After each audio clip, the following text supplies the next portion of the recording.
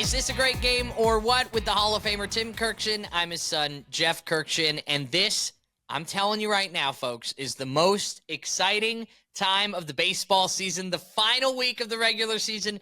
Pennant races are heating up. This is such a great time for baseball, right, Dad? Jeff, there's so many teams still in the mix, and they're not just playing for a playoff spot. They're playing for best record in the league. They're playing for home field advantage all the way through the postseason. And remember, the final Sunday of the season, every game starts at 3:30 Eastern time. So we have this tremendous drama leading up for the rest of the day. No regular season week is better than the final one in September. And of course, that leads to the greatest month in history, October, which means October baseball. How about the Savannah Bananas? That is arguably, I went to see the Savannah Bananas, on a less serious note here, at Citizens Bank Park in Philadelphia.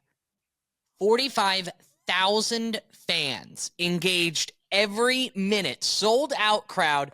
Dad, this was unbelievable to see the Bananas take on a major league ballpark. They've been doing their world tour. They were so incredible. Ryan Howard, Shane Victorino, we had Joe Blanton, we had Jamie Moyer, all showed up to play on the Bananas. The energy was out of this world, but the number one takeaway from the Savannah Bananas, those kids can play. They are incredible athletes. I know you saw them at the very first stop of their world tour down in Florida during spring training. Yeah, aren't they incredible athletes? Well, that was the first thing that I was struck by.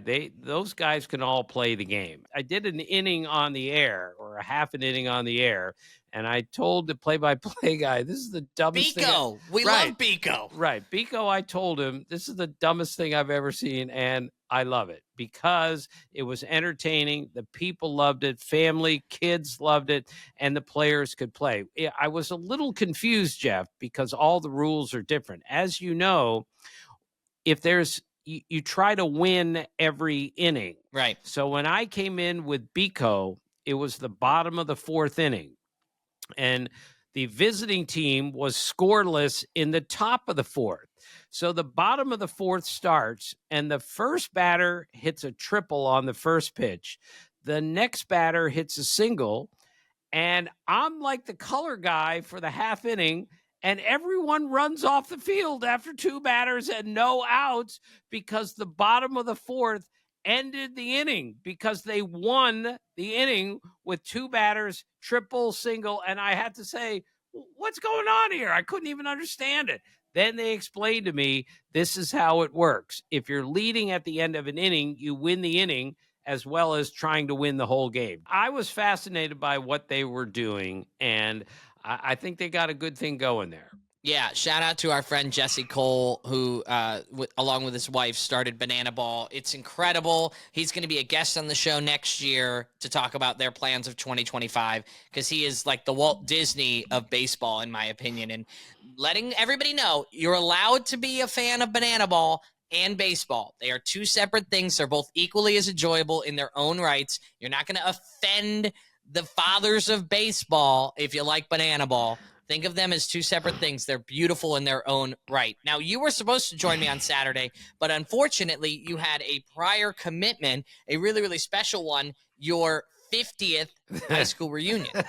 Walter Johnson High School, as you can see, I've got my hoodie here. Walter Johnson's 50th high school reunion. It was great. There were probably about 125 people there. We had roughly 500 in our graduating class. It was so good to reconnect with a lot of people. I had to make a very quick speech about who Walter Johnson was. So I told everyone there, and they already knew, he's the greatest pitcher of all time, 417 wins, 113 shutouts. I ever tell you I went to Walter Johnson High School? It's great.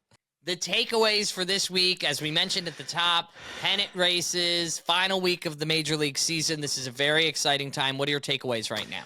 Well, last week, Jeff, I did 2 games on the radio for ESPN Radio. Tuesday night in San Diego, I did the Padres and the Astros. And then the next night, I did the Mariners and the Yankees in Seattle. And Jeff, I've told you this 1,000 times. The greatest part about baseball is that every night you go to a ballpark, you might see something that you've never seen before. And I saw in my games 2 things I've never seen before. And a third thing happened. I wasn't at the game that I've never seen before also. So I'll make this quick. In the 9th inning of our game Tuesday night, Jose Altuve hit a ball off of his foot.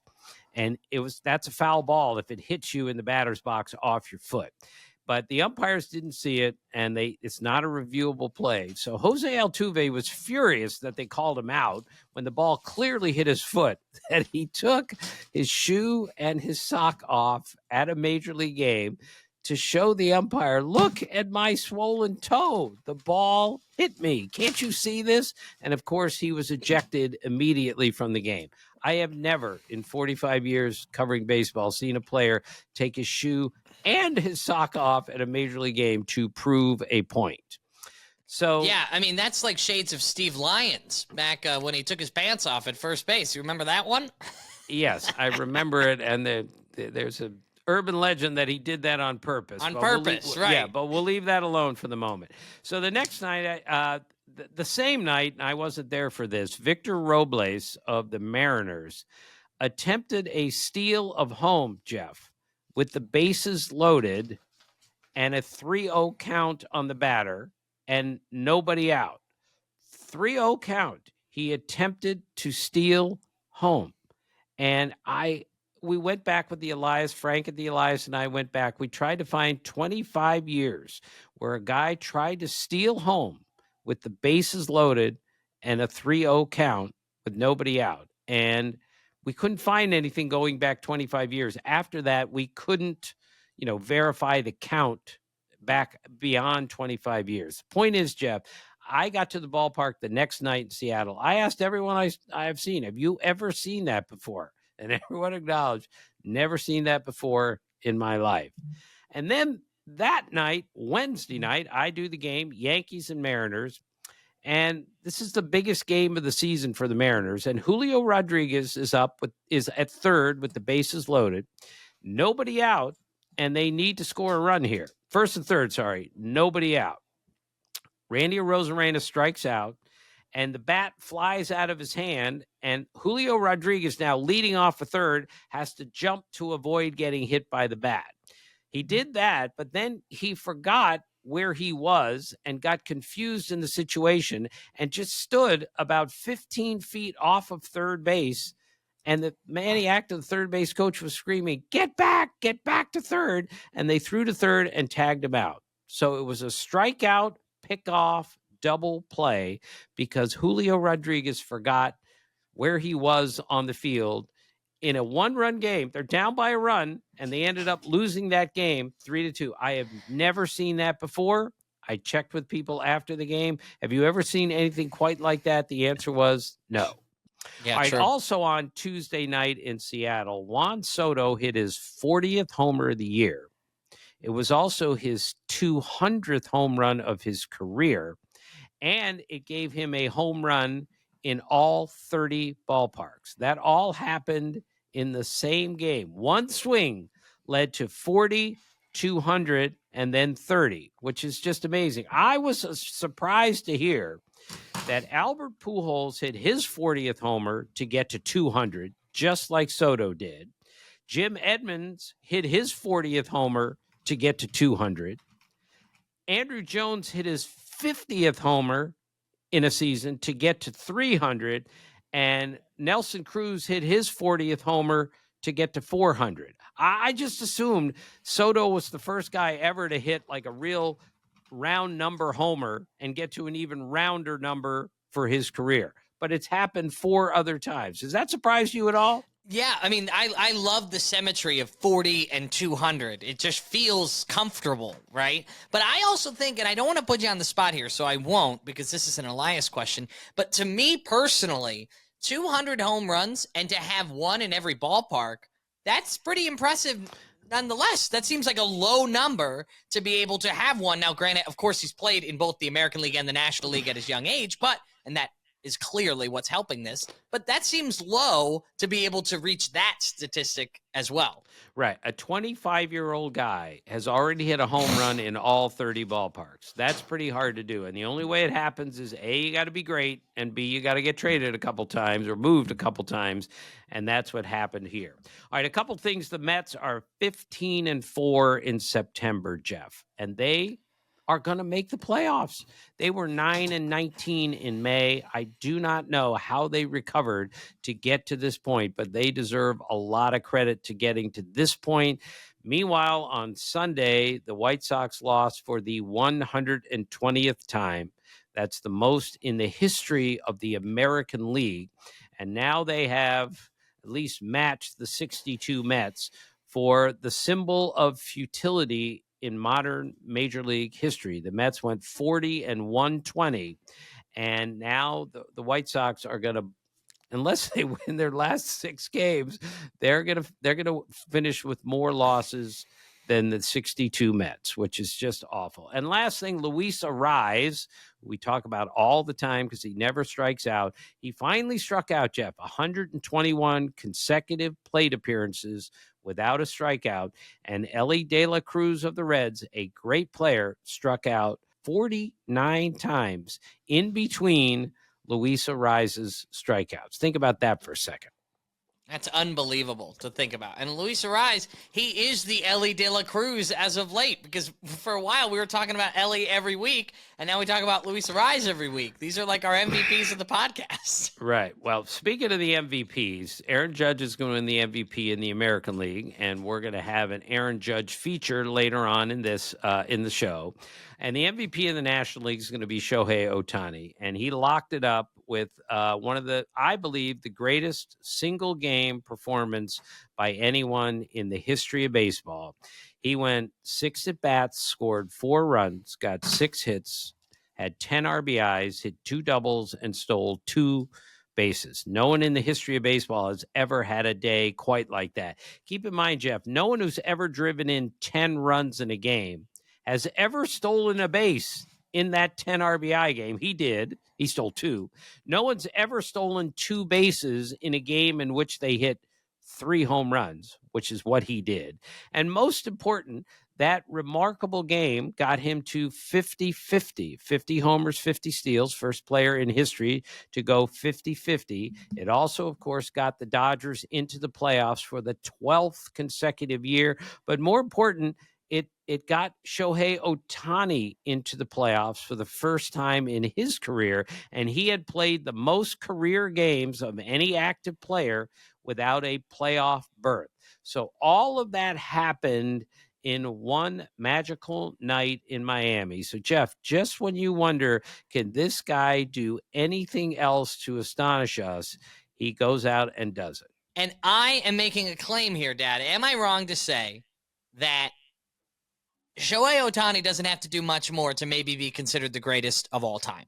Am I crazy to say that? No, and you're with the majority of people on this. I'm going to make a couple cases here. First off, Willie Mays is the greatest player I've ever seen because he hit 660 homers. He won 12 gold gloves. He's the greatest center fielder defensively of all time for me.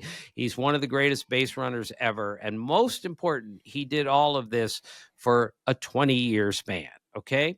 Babe Ruth is the greatest player of all time. Of course, I never saw him play because he just completely dominated his era like nobody else. And of course, he has as many career shutouts, 17, as Pedro Martinez, and he did it for 20 years also. So longevity matters to me, Jeff. So I'm not ready to call Shohei Ohtani the greatest player ever. But I have called him for years the most remarkable player ever, and I think there's a distinction there. And someday he might very well be the greatest player ever because no one's ever done what he's done. And I implore people, Jeff, please make sure you understand what you're watching here with this guy because we've never seen this before, and likely we will never see this again. And that's why he's our game changer for the week. What do you have for Kurkjians? These are kind of the lighter, more fun side of Major League Baseball. All right. Well, the Braves won a game last week in which they scored 9 runs and got 4 hits. So they got 4 hits and scored 9 runs on 4 hits. First teams since 1900 to do that. Caleb Ort, relief pitcher for the Astros, he faced 3 batters in a game, and he's had a really good year, by the way, Jeff. He faced 3 batters, gave up 3 home runs on 9 pitches. So there are only 2 pitchers in history, Mauricio Rivera in 2021 and B.J. Rosenberg in 2014, to face 3 batters in a game, only 3, and give up a home run to all 3. That happened last week in the major leagues. It just jumps off the page. Also, Marcell Ozuna of the Braves drove in his 100th run the other day. He had gone the previous 19 games without an RBI. So he was stuck on. Does this sound odd to you, Jeff?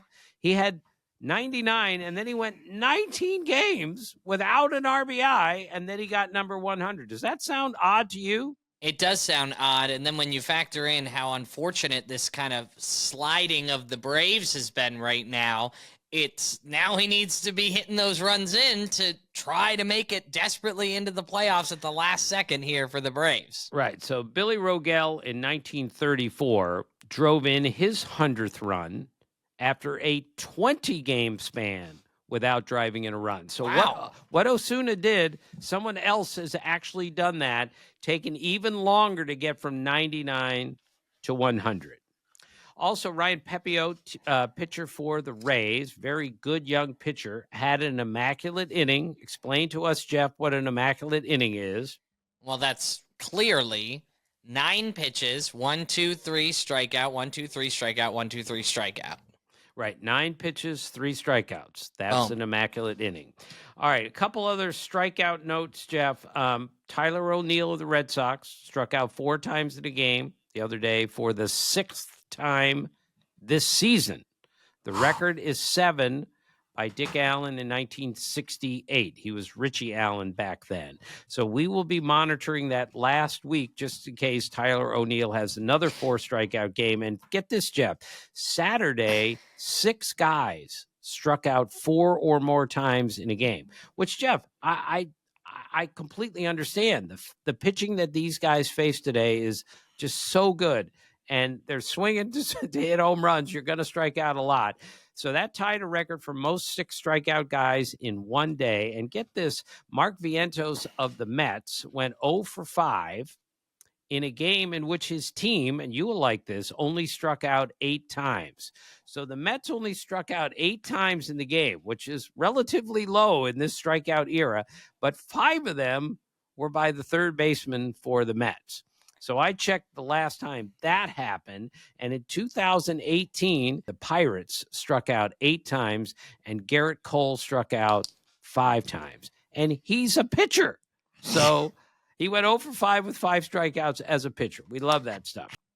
I have a bit of a Kurkjian. Can I share? Of course. So I actually had this one, and I was really excited about it. And then Amy Green, who is a listener of the podcast, contacted us, greatgameorwhat.com, and actually reiterated what I was going to say on the show. So I have to give her co-credit on this one. Saturday, September 21st, Mackenzie Gore faced Michael Busch. The Gore versus Busch. How great is that? Now, I know it's not B-U-S-H, it's B-U-S-C-H. I know it's not quite accurate, but I thought you would really like that, and I have to give credit to Amy Green. Amy, I love you. I can't believe I missed that. And we've got the All-President team coming up next month, promise you. And that is so good. This is why people out there, this is why I do what I do for a living, Jeff, is the Amy Greens of the world recognize something like that and say, hey, this is pretty cool. Sorry I missed it. Love that you had it. And I have another Kurkjian from Andrew in Vernon, New Jersey, who he was watching the Yankees game, and Judge hit his 55th home run, and Michael Kay had noted during the broadcast that if the season ended today, he would be the first ever player to finish the season with 55 home runs. That has never happened in the history of Major League Baseball, that a player finished the season with 55. So I went to go fact check it. Nothing against Michael Kay. I wanted to make sure. And yes, it is true. But I also found out that no player had ever finished the season with 62 home runs until Aaron Judge did it in 2022. So just kind of some fun Kurkjians for you there, too. I love it that people are recognizing these things.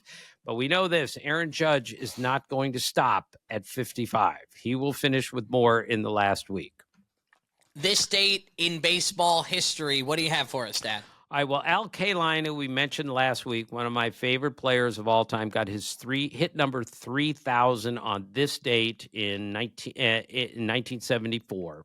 Al Kaline, who's from Baltimore, got hit number 3,000 at Memorial Stadium in Baltimore off of Dave McNally. It's just so beautiful how symmetrical baseball is, because other than maybe Tiger Stadium, the one place that Al Kaline has to get hit number 3,000 is in Baltimore, and he did. A couple guys played their final game on this date. Number one, in 1984, my favorite nickname ever, and I've told you this, Jeff, Doug Goosh, catcher for the Padres, GWOSDZ. What is his nickname, Jeff? I'm sorry, you've forgotten already. The keyboard? The eye chart. The eye chart, that's right. You put your hand over your eye. GWOSDZ.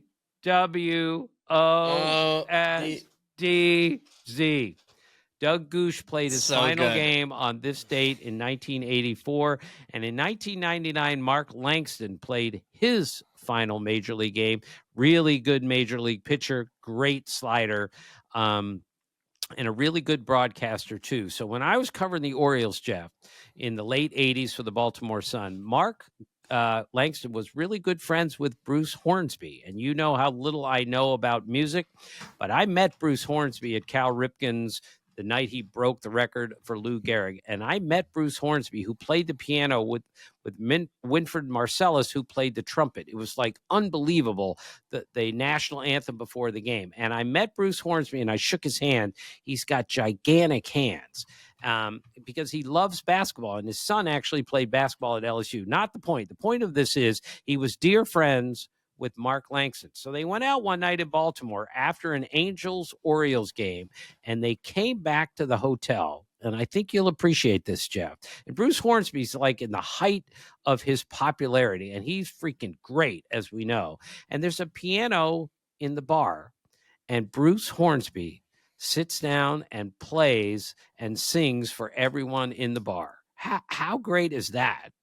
I love those stories of artists sharing their love of music and performance for just when they can. And as a longtime piano player and singer myself, I'm not on stage. I'm no Bruce Hornsby, not even close. I've done that before and sat down at a bar and played for friends. And it's nerve-wracking to not be in your comfort zone and just go up there and do your thing. That's pretty cool. Yeah, I asked him if those giant hands help him play the piano. And he said, oh, yeah. He goes, I can reach every key with these giant hands. Look how big my hands are, Jeff. Never mind. Okay. Same. I've been playing the piano since I was 5, and having long fingers like I do, thanks to you, allows me to play things that a lot of people can't. Right. Didn't help me on the piano, that's for sure. Okay, we've got the league and lids, Jeff. Get out your hat. You got it there? Yeah. So we started with all 30 teams, and we're coming to a close here, and I've pulled out the Oakland Athletics. Well, this is very fitting, Jeff, because this is the final week that the A's will play in Oakland. And Jeff, for all of you young people like you, trust me, in the mid and late 80s, there was no better place, and early 90s, there was no better place to be than Oakland for a game. You know, that was before they enclosed the entire stadium for football, where you could see the mountains and the hills of Oakland in the background. It was a spectacularly beautiful ballpark, and the A's were great. The A's in '89 absolutely wiped out the Giants in the Earthquake series in one of the most dominant performances I've ever seen. And in a minute, we're going to give you the all Oakland A's team, not including Kansas City A's or Philadelphia A's, just the Oakland A's, and it's a pretty stout group. But one of my favorite A's, Jeff, was Mike Gallego, who was a little second baseman. He's about your height, okay? And he had great hands. He was a tremendous defensive second baseman. And he used to count to get better at second. He used to count every hop that came to him. So as he's watching it, in order to keep his focus, he would silently say to himself, 1, 2, 3. And that's how he would make sure he concentrated and catch the ball as well as he did. So in the 89 World Series, Jeff, it's 15 minutes before the World Series game's going to start. And of course, the lights go out in the stadium because we've had an earthquake. And the A's are in the clubhouse and it's pitch black and it's a dangerous situation.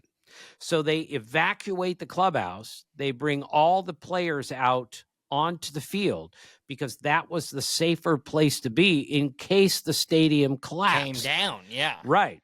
So Mike Gallego's out on the field, and this is a really important lesson for all our young players. And he realizes his glove, which was the reason he played in the big leagues for over 10 years, he left his glove in the clubhouse. And he goes back into the clubhouse, and there are security guys saying, Mike, you can't go back in there. It could be dangerous in there. And he goes, I don't care. And he goes through the clubhouse in pitch black and finds his glove and brings it out with him on the field because the glove was the most important thing to him. And he looked at me as he told me that story, and he said, my glove is my baby. I don't go anywhere without it. In the words of Taylor Swift, it's a glove story. You know what I mean? It is. And the gloves are so important to the players. Okay, Jeff.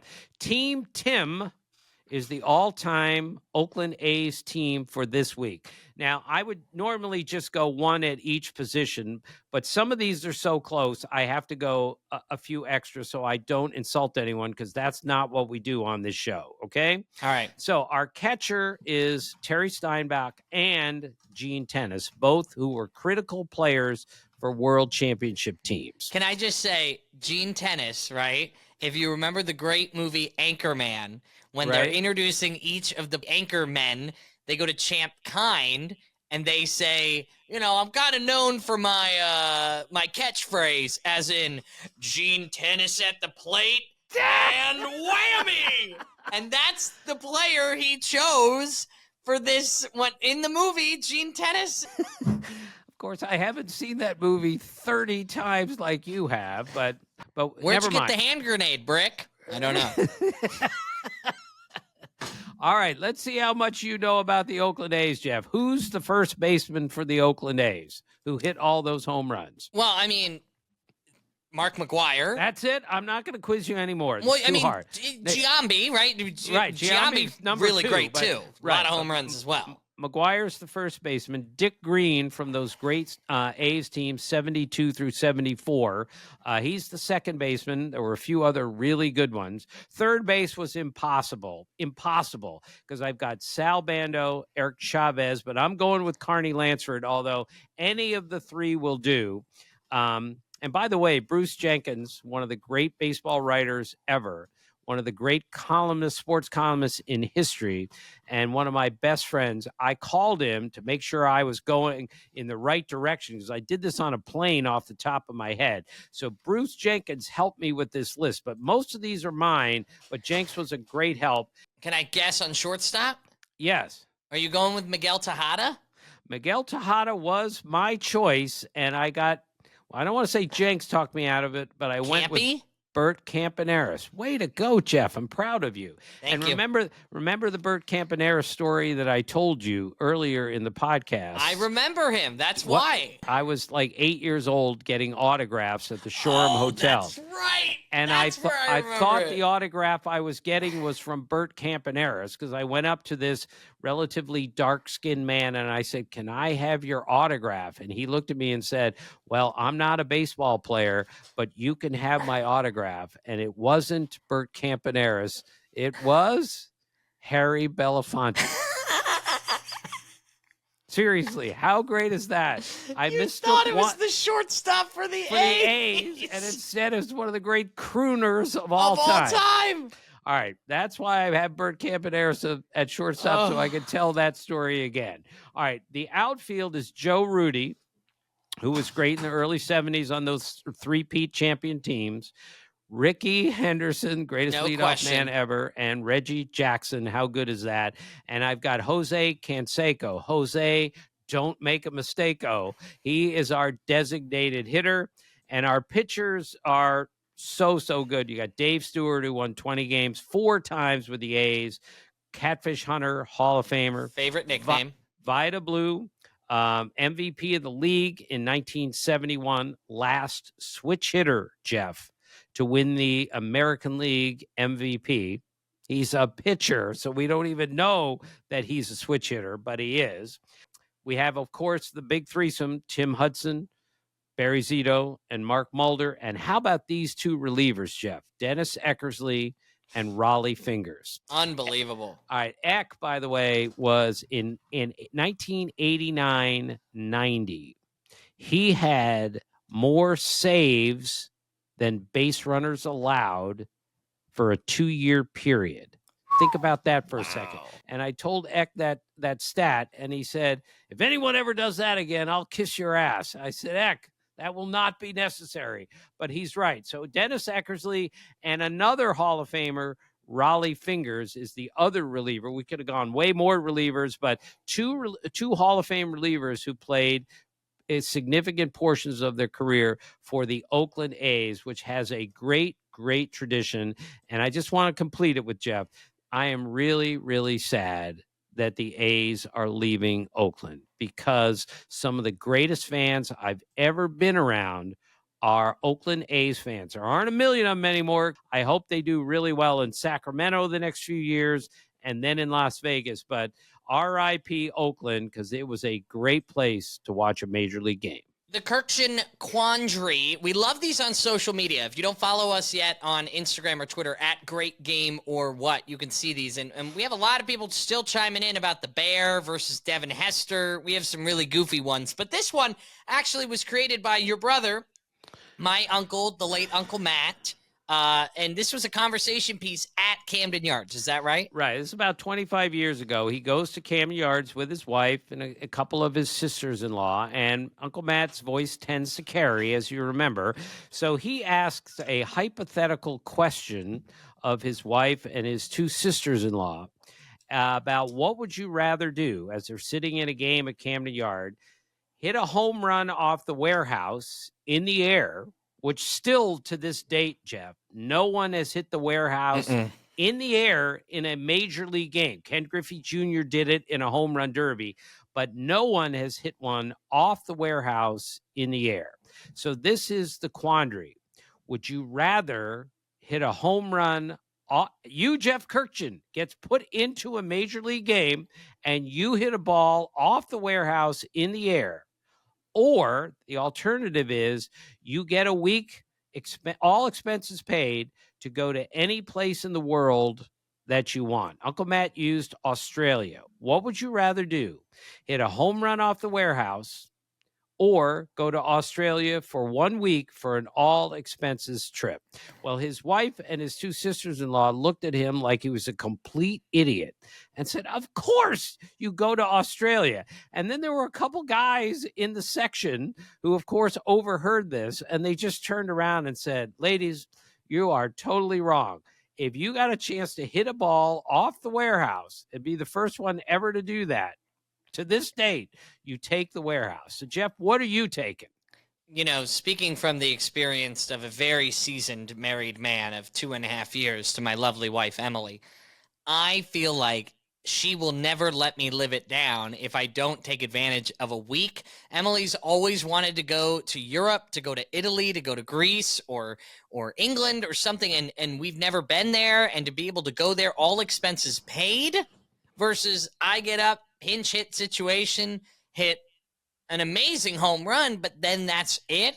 It is about the feeling of doing something in an athletic competition that no one has ever done before. Imagine the feel off of your bat when you hit a ball 450, 70 feet, whatever the heck it is, and you would hit it to the opposite field because you're a right-handed hitter, and so would I. I'm sorry.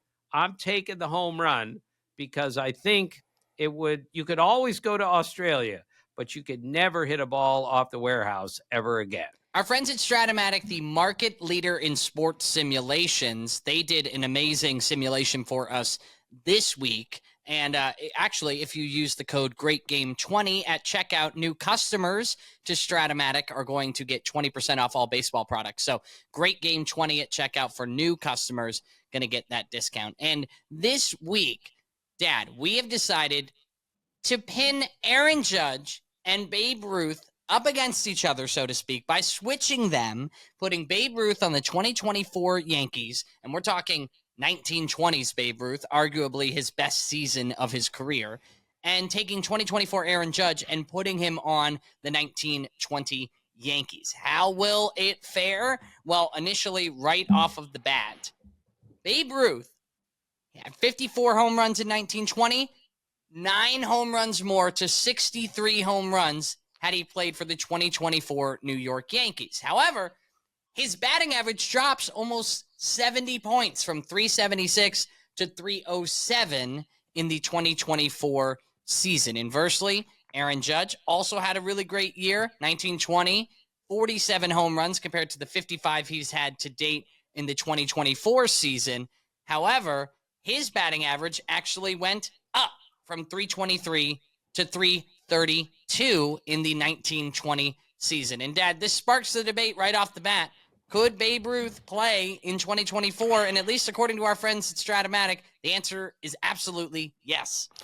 Look, I'm in the vast minority on this, Jeff, but being 67 years old and living baseball history every day of my life, Babe Ruth could play today. I am absolutely certain of it. He was a fabulous athlete, great basketball player, dominated his era like no one's ever dominated it. First player ever to hit 30, 40, 50, and 60 homers in a season. And I told you once that Bert Hawkins, who saw him play, Bert Hawkins, great baseball writer, when I asked him, Hawk, who's the greatest player of all time? He said, buddy boy, I'll take Babe Ruth and you can have the next 3. That's how great Babe Ruth was at his time. But remember, Jeff, bat technology, softer baseball, gigantic ballparks that he played in, and he still hit 714 home runs and 54 home runs during the 1920 season. I believe 2021 back-to-back are the 2 greatest seasons any player has ever had, and Babe Ruth did it. 54 in 1920, and everyone said, oh, he'll never do that again. And then in 21, he hit 59 homers. But it's interesting that his batting average drops 70 points because, again, in this era, it's really hard to get a hit. But it's not that hard to hit the ball out of the ballpark. So maybe that's very much in keeping. Are you surprised at all that Babe Ruth would hit more home runs today than he did in 1920? No doubt, not surprised at all, because that's the way the game has gone. As you said, pitchers are throwing harder, but that means they're making more mistakes, I would say. So when they strike you out fast, but when they make a mistake, they make a mistake fast, and it's more likely to lead to a strikeout or a home run in that matter. Right, and keep in mind, Jeff, Babe Ruth was hitting tape measure home runs in 1920. All through the 20s, all through the early 30s. And, you know, I know a guy who does baseball stats for a living. He said someday we should have cut Babe Ruth open after his death to figure out what the inside of his body looked like. Where did that strength come from? Again, he was a big, strong man. He wasn't just some big fat guy who ate hot dogs and drank beer. He was a great player. Now, Jeff, what do you think about Aaron Judge going back? First off, if Aaron Judge shows up in 1920 with that body at 6'7", 282, people would have looked at him like, who are you? And like, from what planet did you come from? And yet he hit fewer home runs in 1920 than he did in 2024. Does that surprise you? Well, maybe I think the only reason why higher batting average in 1920, maybe he just wasn't. I'm not saying he doesn't hit the ball far because he hits the ball far, but with those larger ballparks, maybe he was getting on base more often and wasn't quite getting the ball over the fence, but a higher batting average nonetheless, pretty cool. 1920 versus 2024 playoffs. Unfortunately, with Aaron Judge, they lost 5 less games from 95 to 90, and the Yankees would not make the playoffs with a 90-win record, which is just absurd to me. But in 2024, 95 wins with Ruth on the team. They sweep the Orioles in the ALDS, and then in the ALCS, they lose to the Guardians in 7 games. But Ruth in the playoffs, 342, 5 homers, and 6 ribbies in just 10 games in the playoffs. To clarify, Jeff, if Babe Ruth played on the 2024 Yankees, they would have won 95 games and gone to the ALCS, correct? Yes, that's correct. But Aaron Judge goes to the 1920 Yankees, and they don't win the pennant. Again, only one team per league went to the playoffs back then, but they won 90 games. I mean, that's surprising to me also. So, again, nobody loves Aaron Judge more than I do. And I think he would die. I think that the lesson here, Jeff, is whatever era Aaron Judge plays in, he's great. But I also think in the vast minority, in any era in which Babe Ruth plays, he's great. Am I wrong? It's okay to say I'm wrong. No, I agree with you completely. He's the greatest man to do it in so many respects. And you throw in the Shohei Ohtani factor of him also being a really good pitcher back in the day. It's kind of a no-brainer that he could still play in 2024. If you have a simulation you want our friends at Strat-O-Matic to run, you can always reach out to us, greatgameorwhat.com. That's the website. There's a box at the bottom where you can contact us. Please do so. We'd love to hear your simulations. We've got Adnan Virk joining us. Adnan, of course, with the MLB Network. I have never in my life met anybody who knows movies better than Adnan. Jeff, he knows every movie. You know, all my favorite movies, Searching for Bobby Fischer, whatever it is. I will give him a line from one of my favorite movies, and he will give me the following line from the movie. It's unbelievable, his recall on baseball, which is incredible, but it's way greater even with movies. And he even has his own podcast. It's called Cinephile. It's incredible. It's a deep dive, but it's a digestible way of taking in movies and reviews and all that goes with that. And I love listening to him, especially around the time of the, Golden Globes, all the award seasons, the Oscars, all of that. It's really great. And Adnan has been a friend of our family for a long, long time. He made us laugh really hard in this interview.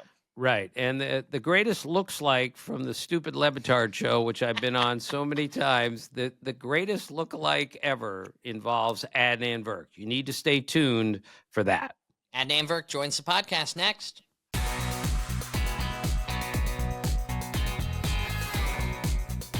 Is this a great game or what? Joined by pretty much another member of the Kurkjian family, you could say.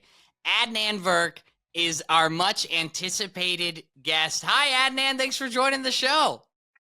Jeff, Tim, it's so great to see both of you. I'm sure I was not much anticipated, at least in my own mind. When the podcast came out, I was so thrilled for both of you. And I messaged both of you, and Tim said, listen, you're going to be on at some point. And then I kept waiting for that day to be called. It's like being at the draft. You're just waiting, hoping, please. Okay, I know you get Johnny Bench, but I want to be that guy. And by the way, John Fisher, our friend, was like, you got to listen to Aaron Boone. That podcast was sensational. You guys did a fantastic job with it. I loved that episode as well, by the way, Tim, was also when you did fictional movie stars. It was an episode tailor-made for me, talking about Roy Hobbs and all the rest of it. So congrats to you both. I'm so happy for you both. So, Adnan, two of your biggest loves in the world, movies and sports, specifically baseball. And my dad and I were talking before you came on, and I'm almost nervous to ask a question like this. So your favorite director, for anybody who doesn't know, is? Martin Scorsese. Who is the baseball equivalent of Martin Scorsese? Oh, my God. What a great question. No one's ever asked me that, Jeff. I can see why you're a star on this broadcasting realm as I buy myself a few minutes. Well, I have to think of somebody who's an absolute virtuoso, but he wasn't the first. As Scorsese is so humble, he'll often point out he admires all those directors before him. So he'll point out the greatness of Orson Welles or John Ford or Howard Hawks or Sergio Leone or Powell and Pressburger. So in baseball terms, that means I can't say Babe Ruth. I can't say Whitey Ford. I've got to say somebody. So, in Scorsese's mind, it's someone who was a mid-tier. So let's go 50s, 60s. Could you say Mantle? But no, Marty's not an alcoholic who had bad knees. So that's not going to work. You know what? I'm going to go with Clemente. How about this? I'm going to, because Clemente, I'll work it this way. Clemente was an artist, and it wasn't just the material which you saw. It was the feeling when you saw him play. And I would argue when I watch Martin Scorsese films, it's not just what Goodfellas or Raging Bull or Taxi Driver or Mean Streets or The Wolf of Wall Street or Gangs of New York are trying to convey. It's the feeling that those movies gave me. And Jeff, your dad knows this. I just went to Pittsburgh to PNC for the first time. My wife and kids were out of town. I said, I'm going to PNC. I drove 6 hours. By the way, 80 East is a boring drive. At one point, Timmy, I wanted to pull an RFK and just like put a bear in my trunk and just go eat him afterwards. There's nothing to do on that drive. It's horrible. But I got there. At one point, I was seeing signs 80 West, Columbus, and Cleveland. I said, where the hell am I? But that first sight of the Clemente Bridge, that yellow and the sun shimmering off the Allegheny, it is unbelievable. And Jeff, your dad always told me it's as good as it gets, and he's right, especially that high up view. And I sat in the press box, seat number 21 for Clemente, wearing a Clemente shirt, staring out there, and I wasn't even watching the game. I was transfixed by the bridge and the downtown. And I said, it's immaculate. And the next day, I went to the Clemente Museum, which is an incredible tribute to Roberto Clemente and all that he meant to the sport. So I remember reading the book years ago, which is great, by David Marinus. And he said, you know, you look at all the numbers, and your dad knows all the numbers, you know, 2-time World Series champion, 3,000 hits, greatest right field arm ever. But really, it's the artistry and the passion which you made him see, which gets me to the segue, which I really want to talk about, which is this. So Tim Kurkjian is beloved by all. Years ago, Phil Orleans, who was our boss and still is at Major League Baseball at ESPN, he said to me, generally, most broadcasters have an 80-10-10 rule. I said, okay. He said, generally, 10% liked him, 10% hate them, and 80% couldn't care less. And he goes, Tim is one of the few guys ever. And I said, you're right, Phil. 10% don't like him, which already sounds high. 10% don't care, and 80% like Tim. And I said, yeah, except for this one moment. And your dad knows exactly where I'm going with this. He did an unbelievable list of the greatest numbers and who wore that jersey number. So, the greatest number 3 is Babe Ruth. And the most controversy he got, the most outrage Tim Kurkjian has ever felt in his life was number 21, because he went with only the winningest left-handed pitcher of all time in Warren Spahn. He did not go with Clemente. Tim, to this day, they won't let you in Puerto Rico. Yeah. Yeah, Warren Spahn won 20 games 13 times and didn't pitch in the big leagues until he was 26 years old. My God, he was on the bridge at Remagen. I wasn't picking anyone who wasn't great, and I got killed. I thank you for bringing that up, Adnan. Thank you for bringing up such an unpleasant subject. Why don't you give me a paper cut and pour lemon juice in it? We're closed. We're closed. Oh, God. I Good got old Billy Crystal. To your point, I met Billy Crystal once years ago at ESPN, and I made the mistake, Jeff, because he was Tim knows this. He was doing Sports Center with Steve Lee. Yes. Right, and I had a moment just to go talk to him, and I shouldn't have said it, but everyone kept saying, you got to ask him. So he was pissed right away. I said, how come in City Slickers you're such a huge Yankees fan, but you're wearing a Mets hat? And he says, oh, for F's sakes, everyone always asks me. And I just legit annoyed. And he goes, the reason is the Mets gave a very big charitable donation to Comic Relief, which I was involved with Robin Williams and Whoopi Goldberg. So as a favor to them, I wore a Mets hat. And I said, okay, I was just asking. I just know you're the biggest Yankees fan. Why are you wearing a Mets hat? I just didn't understand. And then I go, by the way, I love Mr. Saturday Night, one of my favorite movies. He goes, well, that's my favorite movie of mine. I said, okay, nice meeting you, Billy. But he was great on the show. And Tim, you remember this. He was nervous, like he was stressed out. Right. But he had a great line to you. He didn't talk back to me at the end. He goes, man, I love that guy in Lord of the Rings. He was great in The Hobbit. Best line ever. Tim Kurkjian loved him in The Hobbit. Oh, my God. Like Billy Crystal 6'8" or something. He's 2 inches taller than me. That's ridiculous. All right, well, Adnan, let's get back to the movies before we get to baseball. Where did this come from in your life, your love of film, movies, directors, everyone?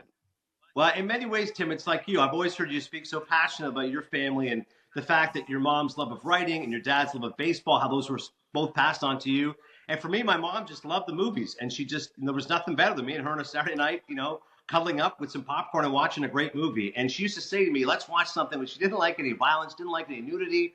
And I said, Mom, there's only so many G-rated movies I can watch. How many Little Mermaids can we watch? But But I love the old gangster movies, and she said that's fine. I just don't want any nudity or profanity. I said great. So I would watch The Maltese Falcon with her. I'd watch The Roaring Twenties. I'd watch The Public Enemy. I'd watch White Heat. So we'd watch these great Cagney Bogart movies, and even the last time my parents were visiting, I watched a great Bogart film with her as well, and it was just wonderful to be able to spend that time with her. So it was a bonding experience with her. And my dad loves to laugh, like you, Tim. He would just Good Morning Vietnam is one of me and my dad's favorite movies.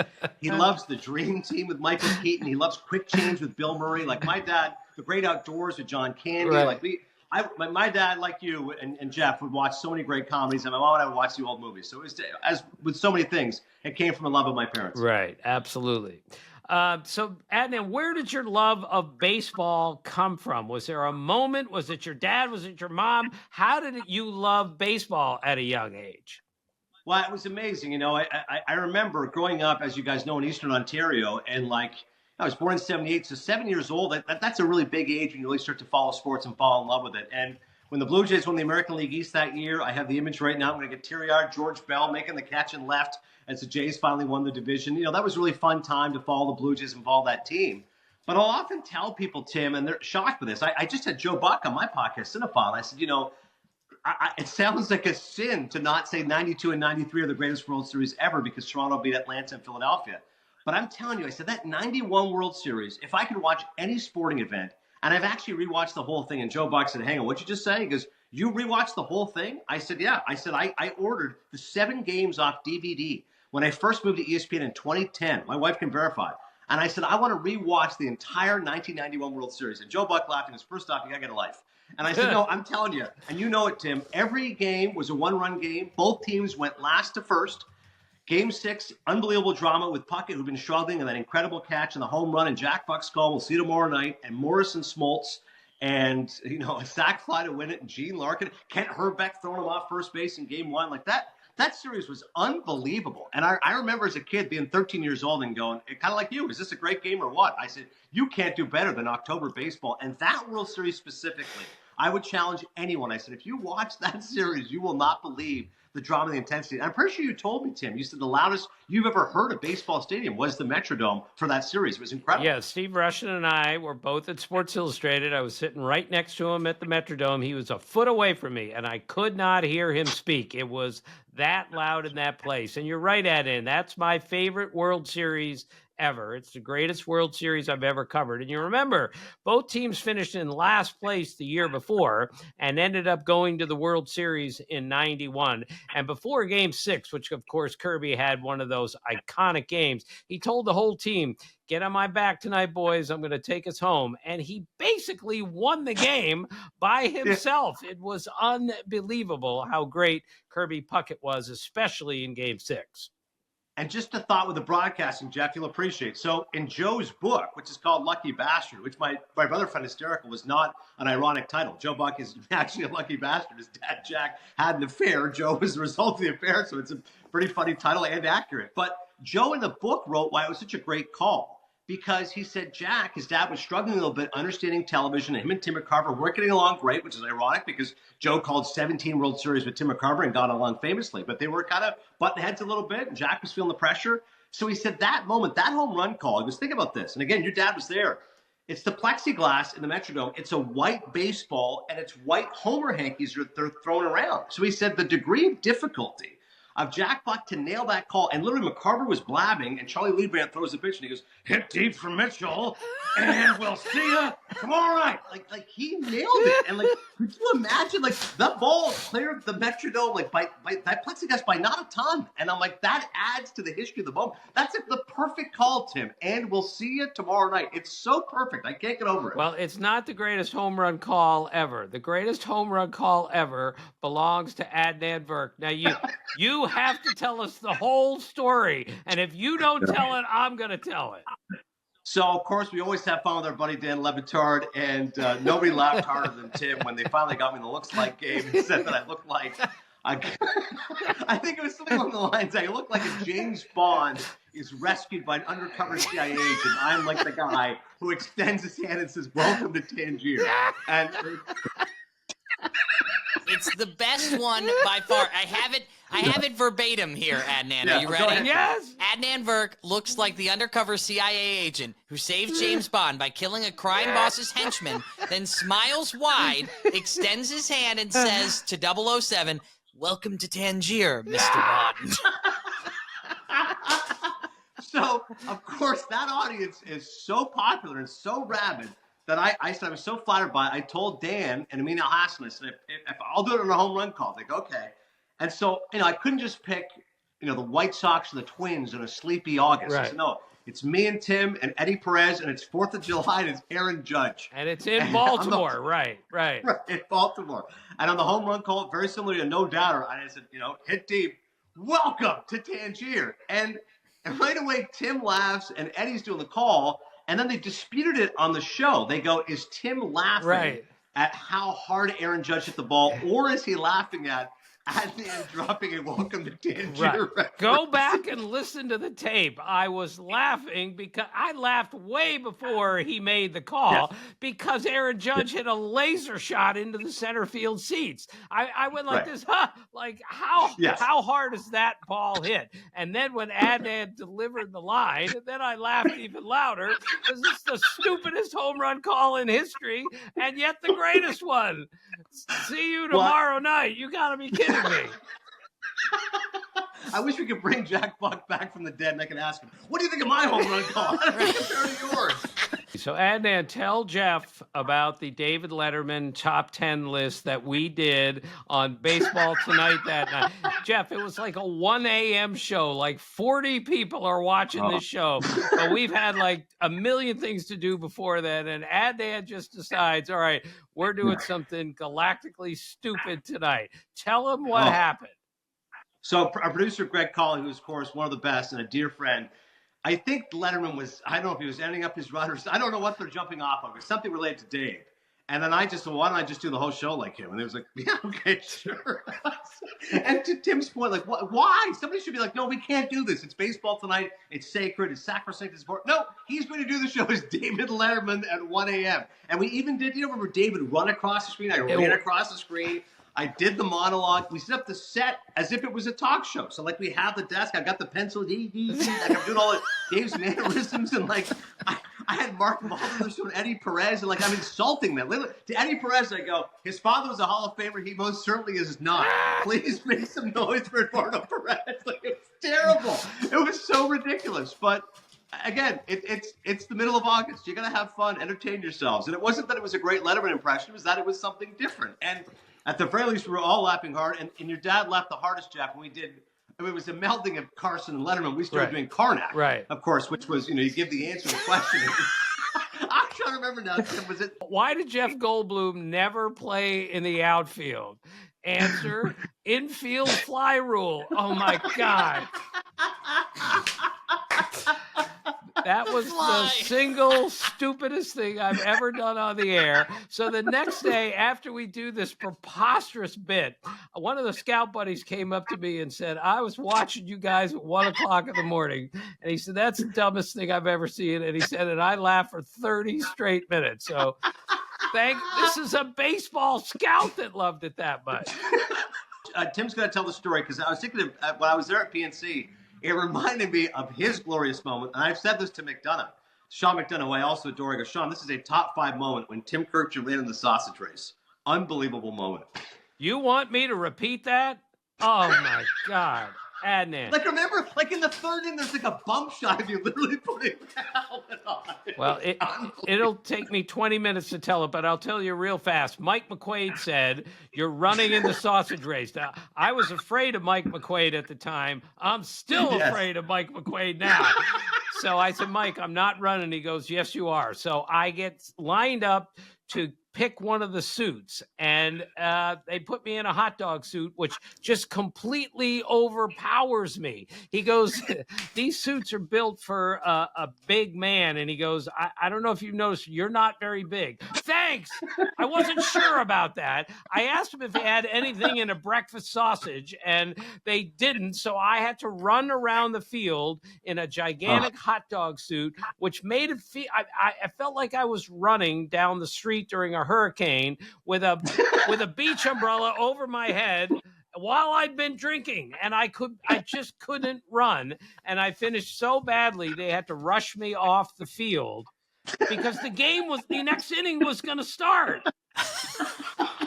And then how many other people can say they've run the sausage awful. race? And then the two kickers at the end is that when I walked into the clubhouse after the game to do interviews, I'm back in my suit. Kyle Loesch sees me walk in and screams as loud as he can, "There he is, the worst hot dog ever.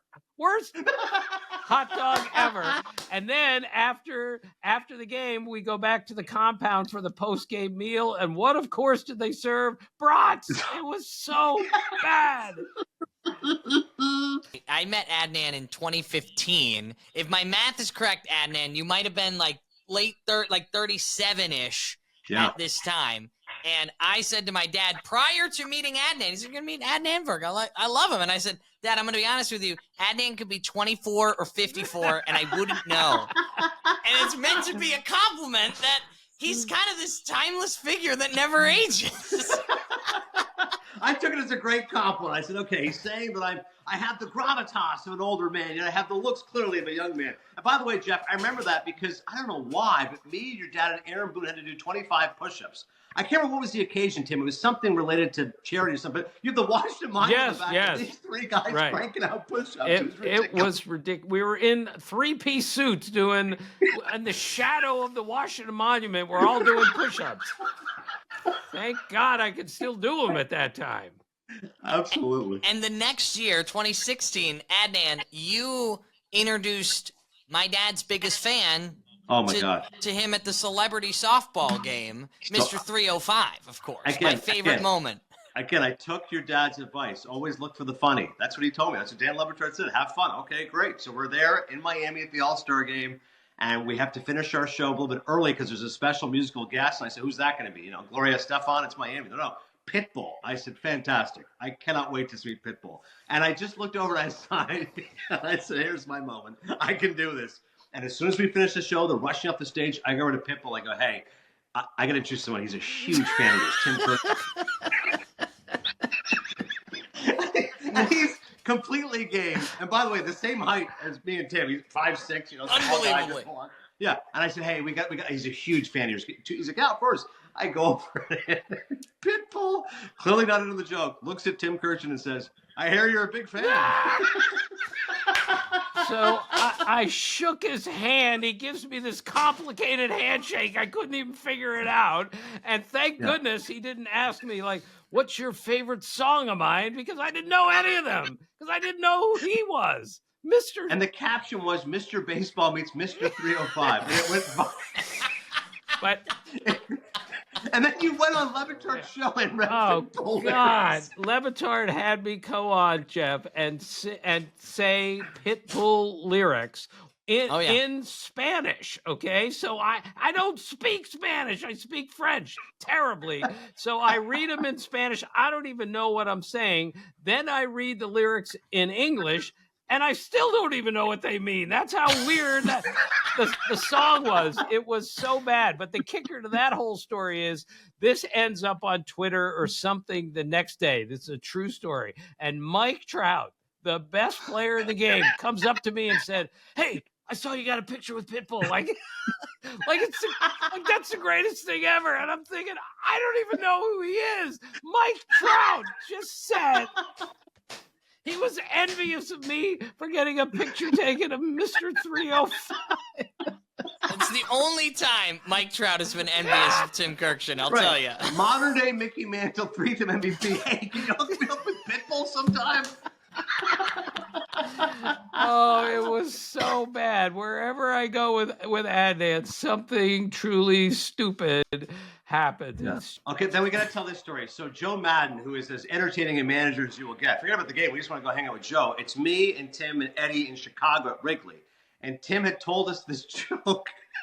And Eddie and I are losing it. And we go in there, we're talking to Joe Madden, what's your line? And a great line that Joe Madden said, which your dad reported, which he said, he goes, I don't need to get here 4 hours early and start the lineup card in my underwear to tell people how smart I am. It's one of the funniest lines I've ever heard. Like, Rizzo batting fourth. Let's see. I'm not sure about this. Chris Bryant third. But then Tim proceeds to tell the joke. I think Tim was doing, your uncle had told you this joke about a guy going to Rome. The woman is going to Rome. She goes to her hairdresser and says, I'm going to Rome. And the hairdresser goes, you're going to have a terrible time. You'll hate it there. She goes, well, I'm flying on United. And he said, no, worst airline ever. Don't do it. I'm staying at a Marriott. No, worst hotel. Don't do that. And she said, and I may get, if I'm one of 10,000 people, if they may pick me to meet the Pope. And the guy says, that'll never happen. So the woman goes, they upgrade her to first class in United.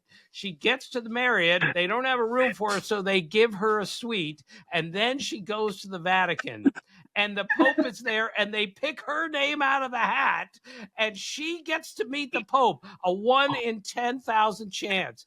And the Pope whispers something into her ear, and she goes back and tells this whole story to the hairdresser, and the hairdresser said, well, what did he whisper in your ear? And the lady said, who gave you that terrible haircut?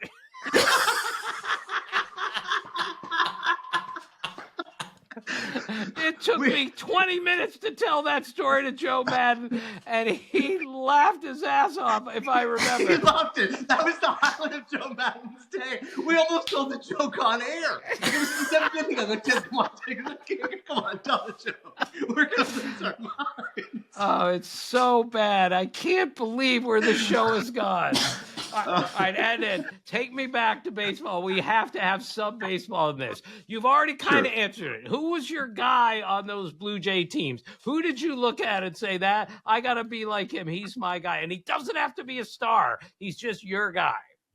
Well, the two that I love more than anything were Dave Stieb and George Bell. And, of course, Dave Stieb had that incredible slider, second winningest pitch of the 80s by Jack Morris. Today, as you know, Tim, everyone keeps talking about the sweeper. And Harold Reynolds, our friend, says, it's not a sweeper. It's a slider or a slurve. Dave Stieb did that for 20 years. And he did it 40 years ago, 30 years ago, right. He's like, how is this a new pitch? Dave Stieb threw that pitch. But I love Dave Stieb. I got to meet him when I was 8 years old. And his book was called Tomorrow I'll Be Perfect. Because he had, as you know, so many close no-hit games before he finally got that one. I think it was three one-hitters. They finally got the no-hitter against Cleveland in 1990. So Dave Stieb was great. And, of course, I love George Bell. Because when you're a kid, you like the guy who's the best player. He was an MVP. In 87, he won the MVP. In 88, Tim knows he had 3 home runs against the Royals in the first game. It was unbelievable. And Jimmy Williams, they used to call him Jimmy 1M. He wanted Bell to be at the DH rather than the left fielder. And afterwards, and to this day, it's one of my favorite quotes ever, George Bell reportedly told the Toronto Star, when they asked him for a quote about that decision, he said, you can go kiss my purple butt. And then this proceeded people to write, what does that mean? Why is George Bell saying it's a purple butt? What is this in reference to? But he was enigmatic, but he was funny and entertaining and brash. And those 80s teams, Tim, people look at the 90s when the Jays actually won. And yes, Winfield and Mahler and Olerud and Joe Carter and Alomar. But those 80s Blue Jays, man, they were a really fun collection of talent. Right. And then where were you in 85? You said they got in the playoffs. You remember they lost to Kansas City after being up 3-1. How did young Adnan Virk take that? I remember being in tears. And I'm asking my dad, and I said, I don't understand. He said, what? I said, you said, if I pray, then good things happen. If I pray, what happened? God hates me? God hates Tony Fernandez? What are you trying to tell me? Why would God do this to Rance Mullins? But I was downcast. But it was still worse in 87. You remember the Jays had a 3.5-game lead, 7 games to go, and they pissed it away as the Tigers. I'll never forget Bill Madlock's slide on Tony Fernandez. Fernandez went up and over and landed on his elbow. And that image was absolutely crushing to me. That was one of the worst collapses. People never talk about that. That Jays 87 team could have been loaded and wasn't able to come through. But that was heartbreaking. Right. And the ball went through Manny Lee's legs, correct? In a key spot against the Tigers. Yeah. Oh, God. Well, sorry to bring up such an unpleasant subject. Love Tim and the Hobbit. God, that was so bad. All right, we're going to personalize this a little bit more. Sorry, Adnan. The celebrity softball game. What was your favorite moment of the celebrity softball game? So it was so funny. Again, Levitar was playing clips, and he's like, there's no way Adnan's this excited that Andre Dawson is hitting a home run at the age of 60. Like we all love Hawk, but like, why is he so excited? And what ended up happening was this, as we peel behind the curtain, and Jeff, I'm sure you've had crazy jobs like this, and maybe in radio now you know what it's like. They explained to me, they go, this is going to be severely edited. The game goes like 2.5, 3 hours, but they're only going to show the best moments, which is essentially home runs and doubles, triples, whatever. So they would have to do these resets. So it would sound like this. You'd give the information, and then if it was a ball, you'd repeat it again. So up the play, here comes Tim Kurkjian. Of course, you know him and love him from Baseball Tonight. And if it's ball one, you go, ball one, they go, okay, wait, pause, 3, 2, 1, reset. Here comes Tim Kurkjian. Of course, you know him, you love him, the star baseball. Ball two, you go, Jesus Christ. It's getting more and more frustrated. So I think that the collection of angst and frustration would then lead to me exploding and knowing the best moments, the most exuberant calls were going to make it. So I just naturally became much more of a performer. I kept thinking it would have been better if I had done it like Fred Willard in Beth's show, if I just had a bunch of random non sequiturs. How much do you think I can? You think one of those dogs could just wear a pipe like yeah? Like a strong What kind of dog is that? A Shih Tzu? Wow, oh God, a Shih Tzu. Okay, can't mess with that dog.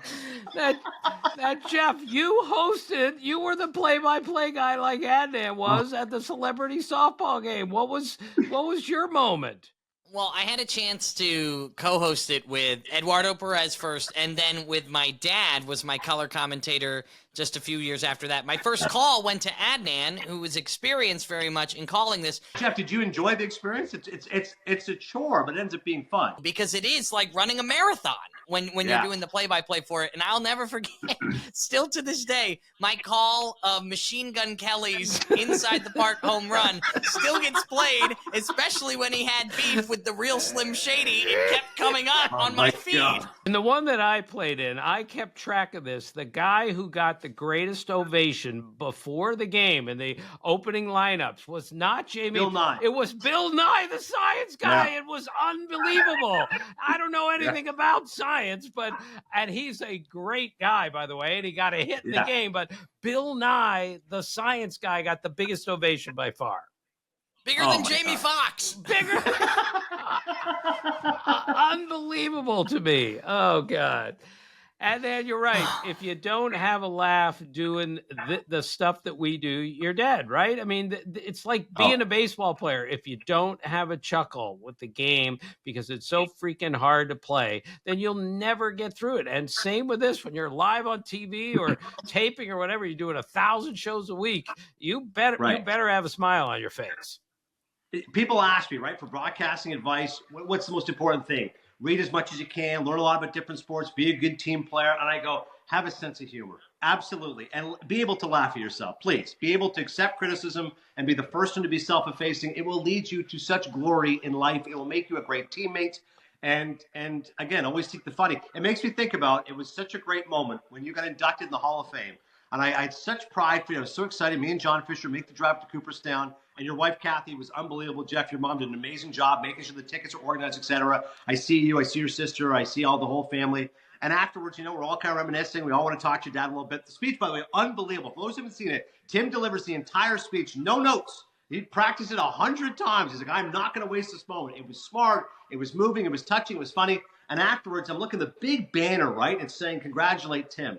And I thought for a second, well, I could say things like, Tim, I admire you so much. I respect you so much. What a wonderful friend you've been. I said, screw that. Go for the funny. So I ended up quoting, searching for Bobby Fischer. And you still text me when I say. I'm in my office. It's right there. I'm looking at it. I look at it every day. He's not weak. He's decent. And if you or Bruce or anyone else tries to beat that out of him, I'll take him away. I swear to God. Joan Wait Allen. a minute. You quoted Bobby Fischer's mother? Yes. Yeah. And it's Jeff, it's in my office. I'm looking right at it. I look at it every day. I can remember the quote like it was yesterday. Everyone else. I said nobody else is going to get this. I'll be so confused. But Tim will love it. That's all that matters. He's not Don't weak. move till you see it. Oh, God. This is the dumbest thing I've ever been a part of. You guys, and you have been so much fun. We could laugh for 3 more hours here. Who had more fun, me or Johnny Bench? Come on, let's be honest. You gotta have a few laughs. Johnny Bench was hysterically funny, I must say, and I made the mistake because he said my knees are still good. So I asked him, "Can you still get down in a catcher's crouch?" And Jeff, what did he say? Why? Why? Why would I do that? Adnan, thank you so much for taking time for our little podcast here. Check out Cinephile with Adnan Virk. Love your podcast, MLB Network. You're a fantastic star, and we love having a laugh with you. Thank you. It's about time we had you on the show. But the person I really love most of all is Michael Caine, and I close with this thought for everyone out there. If you want to talk like Michael Caine, you must only say a few words at a time.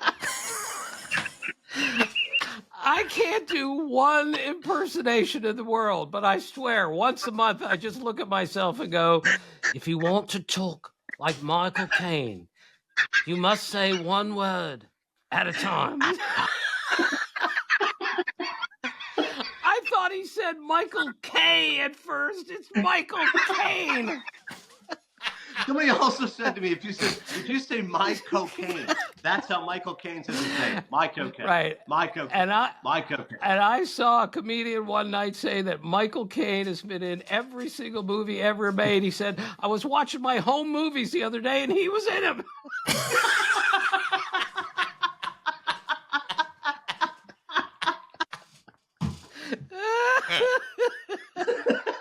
And then all kidding and everything aside, thank you so much for joining us. This was an absolute delight. Thank you very much. Of course, Tim, Jeff.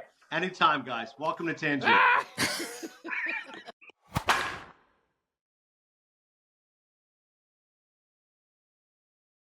The greatest week of the regular season is ahead, and Adnan will be all over it.